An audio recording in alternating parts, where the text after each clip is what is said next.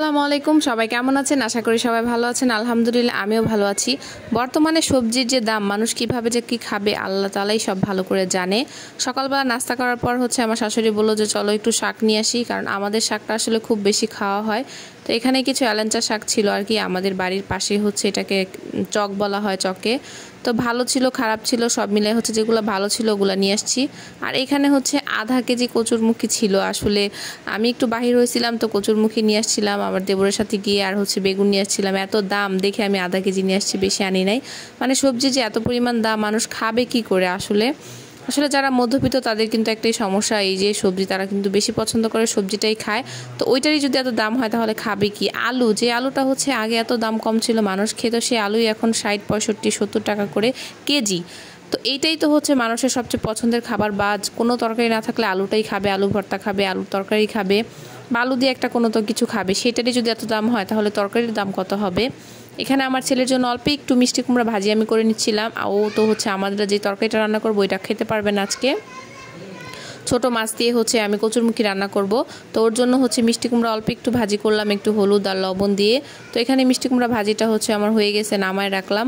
ও আবার একটু ভাজিটা খেতে পছন্দ করে ওর বাবার মতন। ওর বাবাও ভাজিটা খেতে খুবই পছন্দ করে।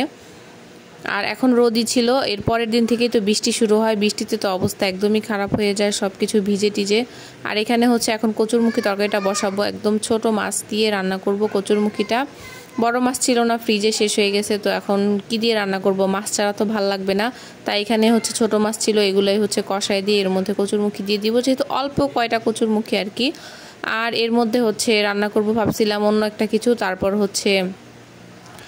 আমার শ্বশুর আবার খাবে না এই কচুরমুখী। তো কি করব এই নিয়ে চিন্তা। ঘরে এক একজন এক একটা খায় না, এগুলা নিয়ে আমার রান্না করতে হয় কয়েক রকমের।